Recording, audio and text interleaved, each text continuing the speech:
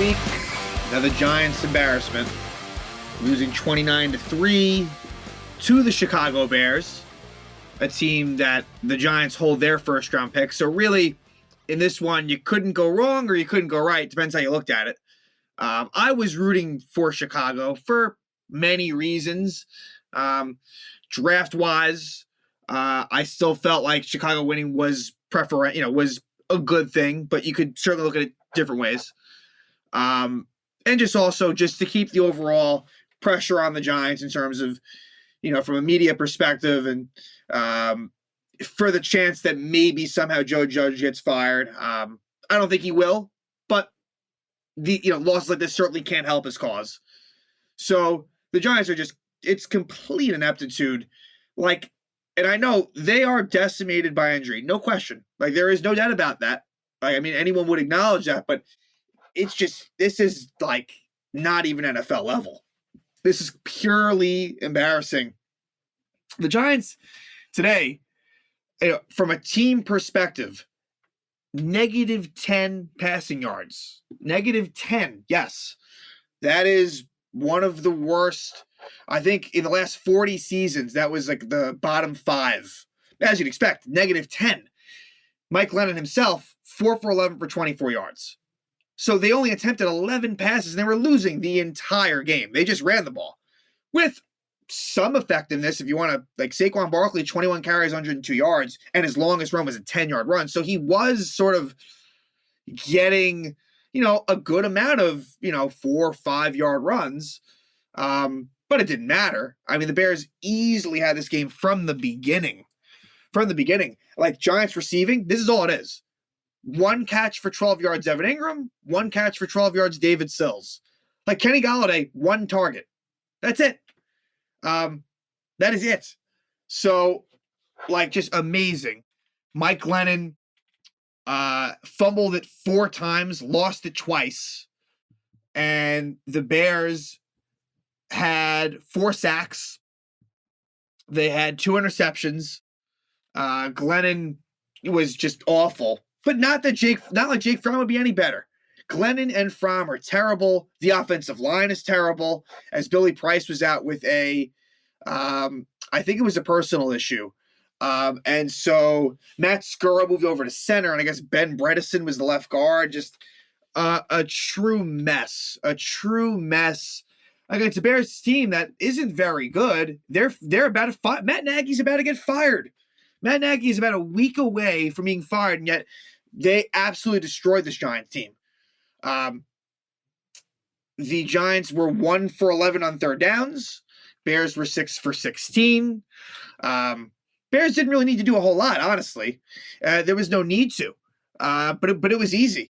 The Bears had this game immediately, and the very first play of the game after the kickoff, Glennon is sacked. He fumbles it and recovered by the Bears. So right away, it begins, and so they get the ball at the 2-yard line, and they punch it in right away. David Montgomery, 2-yard touchdown. So already game's over. Seriously, already yep, it's done.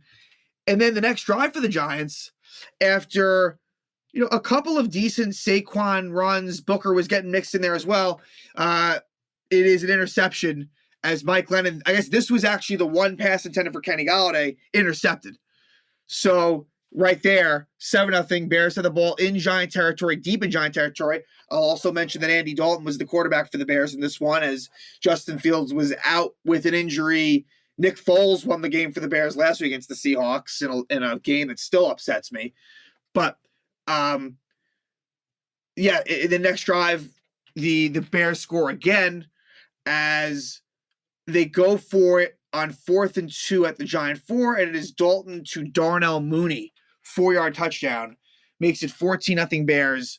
And then there's a lot of punts. Giants punt, Bears punt, punts go back and forth. The Giants then finally get their one drive where they score, and they started at their own 45-yard line. Saquon with a couple of runs that were effective. Devontae Booker. Again, they were just running the whole, literally this drive, they ran every single play. That's insane. 10 plays, 35 yards. even on 3rd and 10 at the Chicago 24, they ran. And it leads to a Graham Gano 30-yard field goal. The Giants' only points of the game, just the 3 points. Like I said, like they cannot do anything at all. It is as bad as I've ever seen it. It is ugly. It's pretty horrible to watch. And so it's 14-3 at this point. Then the Bears get a nice drive going. And eventually 4th and goal at the 3, and they get a field goal. 21-yard field goal. So there you go. And I've lost track, honestly, in terms of I think it's in the 70s in terms of final 2 minutes, how many points the Giants give up. But it would increase. It would increase in multiple ways. So right there, let's keep track of this. They get a field goal right there. So that's 3 points. Then on the kickoff, I think it was Cooper, thought that it was going to go into the end zone for a touchback, but it didn't. I guess the ball died, and so he had to pick it up. Long story short, the Giants start at their own 5-yard line. And what ends up happening is Devontae Booker loses 3 yards, so it's 2nd and 13 at the 2, and then there's a false start penalty, and then on the next play, 2nd and 14 at the 1, it's a safety. Booker could not get out of the end zone. Safety, so that's another 2 points. So that's now 5. And so they get the ball back with 52 seconds left, starting at their own 35. And then here you go, 18-yard catch for Mooney, 17-yard catch for Mooney, and eventually it leads to a 44-yard field for Cairo Santos. There's 8 points right there at the end of the half. Just pure ridiculousness. Unbelievable. So at half, it is 22-3, Chicago. And then Chicago gets a touchdown on their first drive of the second half. 11 plays, 75 yards, which eventually results in a David Montgomery 2-yard touchdown. I'm not going to get into the nitty-gritty of it. But it's 29-3. Believe it or not, that was your final score. Not to believe it or not in terms of the Giants' end of it, but Chicago didn't score again. So it would stay 29-3. Along the way, you would have a Mike Glennon, sack fumble recovered by the Bears. And then James Bradbury gets an interception of his own. Punts. Giants end up turning it over on downs. Is on 4th and 10 at the Chicago 44. It's an incomplete pass intended for Kyle Rudolph. Then later on, you get an interception where Mike Glennon is picked off, and then the Bears almost actually did score on a play where David Montgomery tried to pass it. It was like a wildcat formation. Montgomery direct snap, tries to get it to Cole Kmet, but Tate Crowder intercepts it.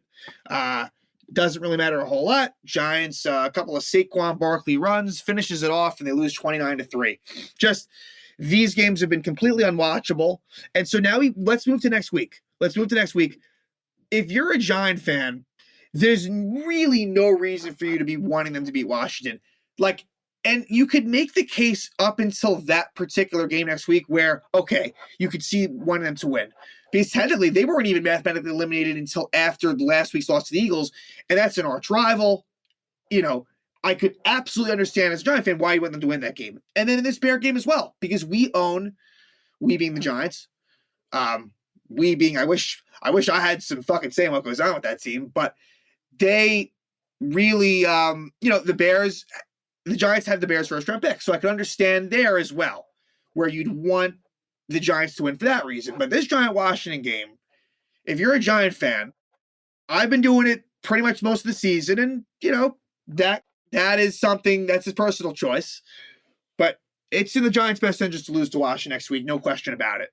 And I, believe it or not, and maybe it's just the pessimistic side of me, the Giants shouldn't win. I mean, you look at them; they are absolutely awful. But Washington, they were just eliminated with their loss to the Eagles this week.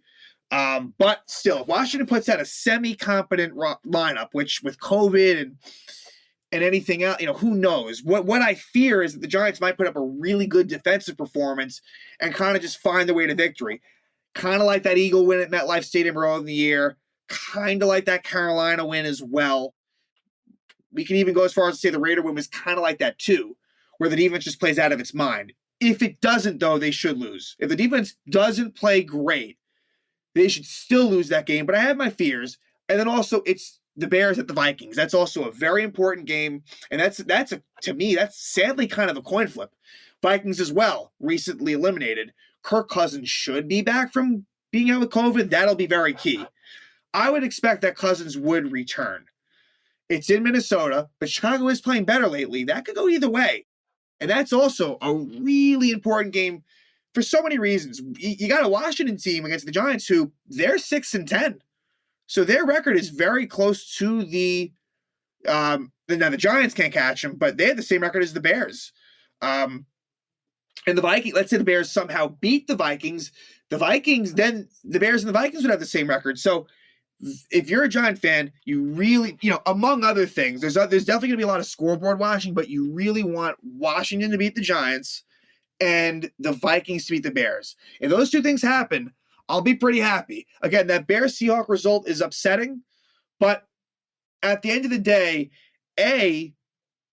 based on how things might go, it may end up not making a difference, or at least a minimal difference, maybe a 1 or 2 pick difference.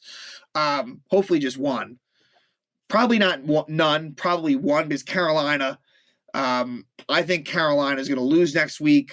So therefore, if Chicago had lost Seattle, Chicago would have stayed behind them. But that's all right. You hope somehow that Chicago and Seattle flip spots right now. Their strength of schedules are really, really close. So there's a chance for that.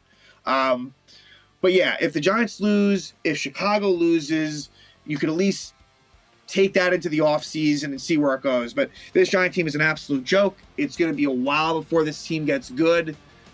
Maybe I'm being too harsh on them because Daniel Jones is out among a lot of other players as well. But one more week. That's all I have to say. One more week, luckily, before this season mercifully comes to its very necessary conclusion.